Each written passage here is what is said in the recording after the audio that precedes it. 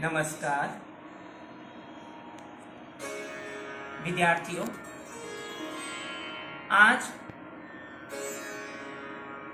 हम सितार की बैठक और इस साज को कैसे संभाला जाए उसकी बात करें।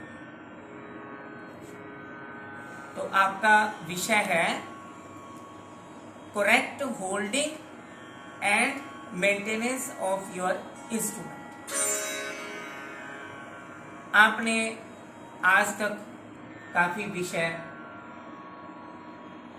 सीखे, पढ़े, उनका ज्ञान प्राप्त किया।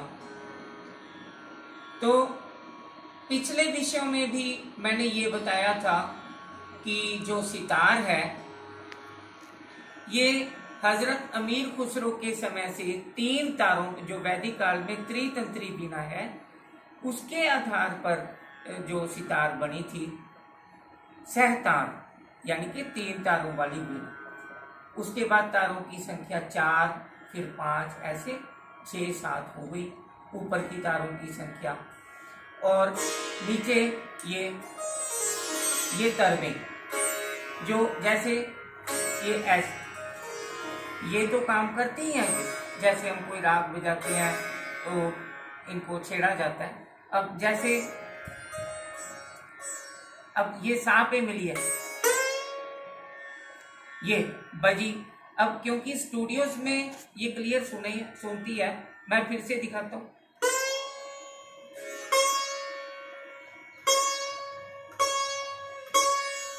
ये मतलब ऊपर वाली तार, हम ऊपर वाला स्वर जब बजाते हैं तो यदि नीचे वाली तार उस स्वर से एग्जैक्ट ट्यून्ड होती है तो वो उससे बजती, उसके साथ ही उसकी आवाज मिल जाती। अब जब हम सितार का ज्ञान प्राप्त करना शुरू करते हैं, सितार सीखना शुरू करते हैं, तो सबसे पहले देखने वाली बात यह है कि सितार को पकड़ के कैसे बैठा जाए। अभी मैं आपके सामने ऐसे बैठ, मैंने सितार पकड़नी है। सबसे पहले सितार उठाएंगे। अब मैंने जब आपको सितार के अंगों के बारे में बताया था, मैंने इसके बारे में बताया था। इसको हम क्या कहते हैं? तुम्बा। ये कद्दू का बना होता है जिसकी हम सब्जी खाते हैं बड़े स्वाद से। साउथ में ये बड़े बड़े होते हैं कद्दू। तो ये कद्दू, इसको शेप देके काट के, इसको इतना सा इसको लगा करके उसकी शेप लेके, और ऊपर एक ये ढक्कन सा लगा देते हैं ये काट के। ये भी सारा ये कारीगरी जो बनाने वाले हैं सितार उनकी। तो इसको हम कहते हैं तबली। तो खैर, ये कद्दू विद्यार्थियों इतना बारीक होता है, ऐसे हम शीशे पे मारेंगे। आप शीशे पे ऐसे जोर से हाथ मारोगे तो शीशा शायद बच जाए, लेकिन ये इसका कुछ नहीं बचेगा। तो हम सबसे पहले अपने स्टूडेंट्स को कहते हैं कि इसकी संभाल करनी है। जैसे सितार पकड़नी है, ऐसे कहीं लेके जानी है, ऐसे, ताकि ये हमारी गिरफ्त में रहे चीज। ये कहीं पे भी टकरा गया, खत्म है इसका।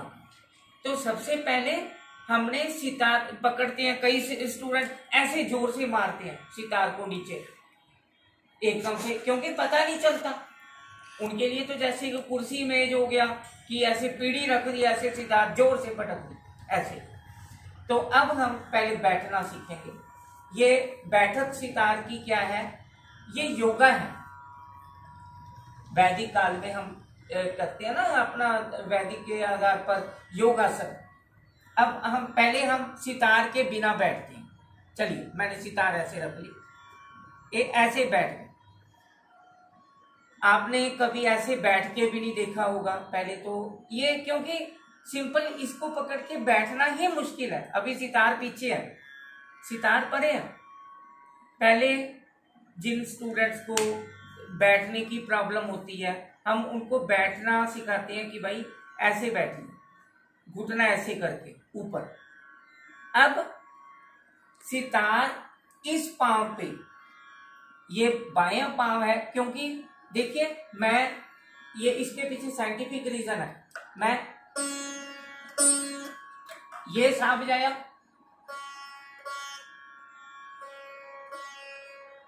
फर्क पड़ गया ना, गूंज का फर्क पड़ता है इससे। हाँ जी, तो अब ये पांव के ऊपर रखी सितार और हमने घुटने के ये वाला जो पार्ट है, यहाँ पे ये जो तुम्बे से इसका जोड़ है, इस चीज का ऐसे इसको की और ऐसे कूनी रखी, बिल्कुल एग्जैक्ट ऐसे। देखिए मैं ऐसे, सितार घुटने और कोहनी के बल पे टिकी हो, हाथ को सितार के पकड़ने की फिक्र ना हो,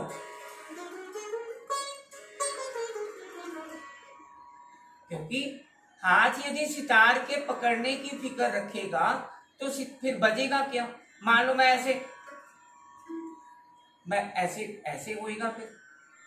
तो ये सितार घुटने और कोहनी ने संभाली और इधर ध्यान रहे पीठ सीधी हो, कुब निकाल के नहीं बैठना। यदि हम कुब निकाल के बैठेंगे आप तो जैसे तोड़े वगैरह बजाओगे या कुछ मतलब ज्यादा देर तक बजा नहीं पाओगे, स्टेमिना नहीं बनेगा, थक जाओगे, जल्दी टायर्डनेस हो जाएगी। तो ये मेन बेसिक चीज है। देखिए मेरे हाथ दोनों खाली, सितार मैंने पकड़ी,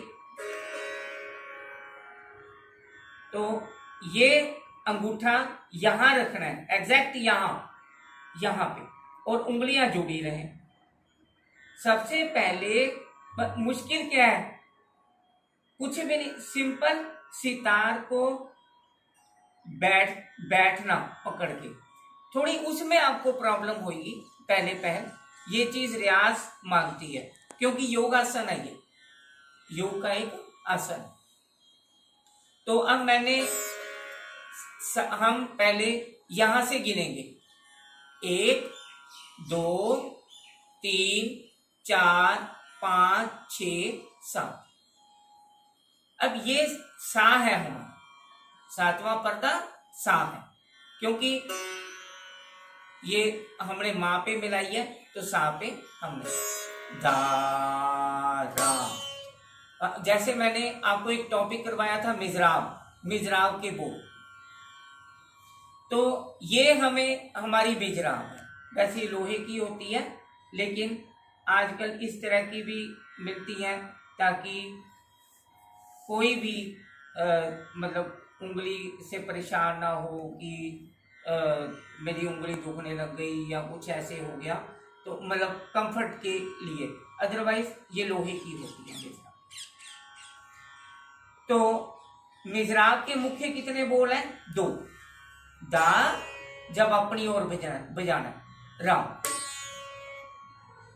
दा रा, दा रा, दा रा। अब दा का बोल क्या है? आकर्ष प्रहार। दा का बोल क्या है? आकर्ष प्रहार। दा अपनी ओर ले जाना, यहां ऐसे। रा यहां नीचे की ओर। और एक चीज ध्यान रहे, जब आपने स्टार्टिंग करनी है तो कोशिश करें कि यहां पे रा लग के ये नीचे को यहां लगे मिजराब। वैसे ये नहीं लगनी चाहिए, लेकिन ये आप यदि इस चीज का रियाज कर लोगे तो आपका हाथ आपकी गिरफ्त में होगा। अदरवाइज कोई ऐसे उंगलियां खुली रहती हैं, ऐसे बजेगा, ऐसे भाई ऐसे बजाते मतलब वो।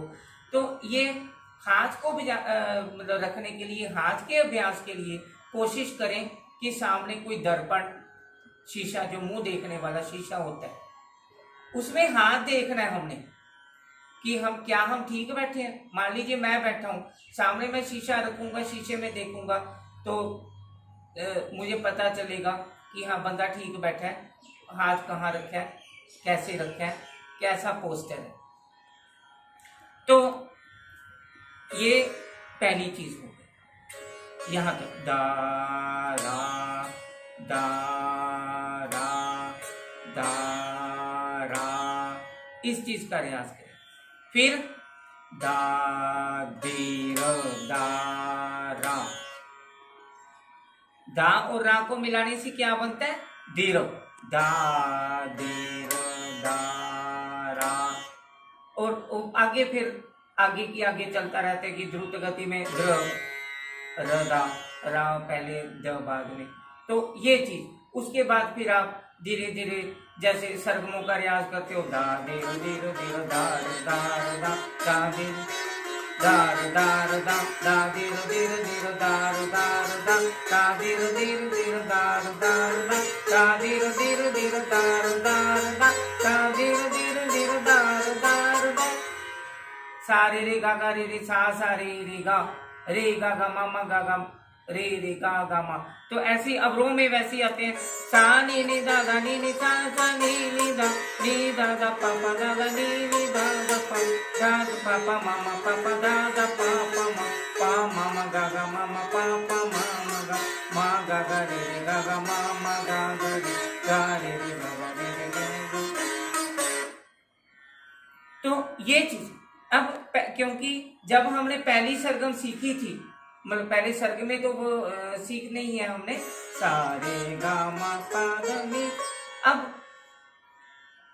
जब हम आखिरी स्वर पे आएंगे तो ये उंगली, ये देखिए नी से मैंने उंगली उठाई नहीं,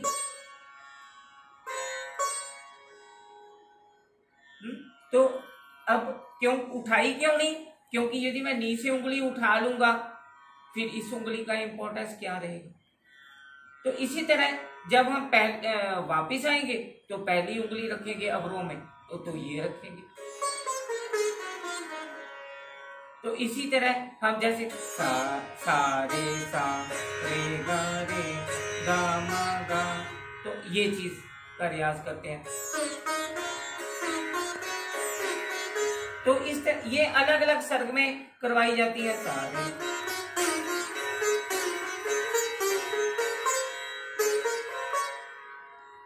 ये चीज, तो अब ये सारा था सितार को बैठना पकड़ के। प्रारंभ में हमने क्या सीखना है, सरगमों का रियाज कर लिया बोलो। तो अब सितार की संभाल कैसे की जाए? संभाल का मेन तो यही था कि ये मतलब ये टूटे ना, मतलब मेन तो यही चीज है। फिर एक तो जब इसको जब हमने ट्यून करना है तो अभी आपने ये काम नहीं करना। जब आप प्रारंभ में आप, हाँ जिसको स्वर का ज्ञान है वो तो कर सकता है, लेकिन रिस्क नहीं लेना, अभी नहीं करना। आपको क्या पता है कितनी ज्यादा कसोगे तार टूट जाएगी, है ना। तो लेकिन वैसे क्योंकि ये आपके इस थ्योरी में टॉपिक है कि correct holding and maintenance of your instrument, संभाल कैसे की जाए। पहली बात, तारों को ना ज्यादा कसा जाए ना ज्यादा ढीला किया जाए। अब जैसे ये मैंने सी शार्प में मिलाई है, यानी कि हमारा फर्स्ट ब्लैक, पहला ब्लैक, तो ज्यादा हम डी शार्प तक ले जाते हैं, या और मतलब ज्यादा ऊंची मिलाएंगे तो मतलब तारे टूट जाती हैं, या कुछ ऐसे उतना ही जैसे हम गाते हैं ज्यादा ऊंची गाएंगे। सुबह सुबह आप मंदिर साधना का टाइम होता है, आप तार सप्तक की साधना करोगे, क्या होएगा? गले का बुरा हाल हो जाएगा, है ना। या मंदिर में भी सा प, तो ऐसे करोगे जोर से, है ना, आराम से, जितना गला सह सके, वैसे इस इंस्ट्रूमेंट की। तो ना ज्यादा ढीला किया जाए ना ज्यादा कसा जाए, जितना इंस्ट्रूमेंट टॉलरेट कर सके उस तारे दरमियानी में कसी जाए, दरमियानी में मिलाई जाए। दूसरा, जब हम सितार को बजाते हैं हम ताकि उंगली हमारी तेज चले, थोड़ा सा हम तेल लगाते हैं, लेकिन तेल इतना ज्यादा ना लगे कि वो यहां तक आ जाए। ये क्या है, आपको बताया था पहले भी मैंने, पहले वीडियो में एक में, ये ज्वारी। यदि तेल यहां आ गया तो इसकी आवाज बंद हो जाएगी। तो ये तेल जस्ट उंगली चिकनी करनी है ताकि उंगली स्लिप करे।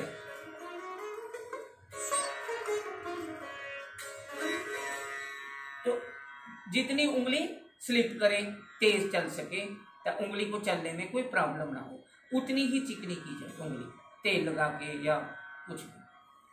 तो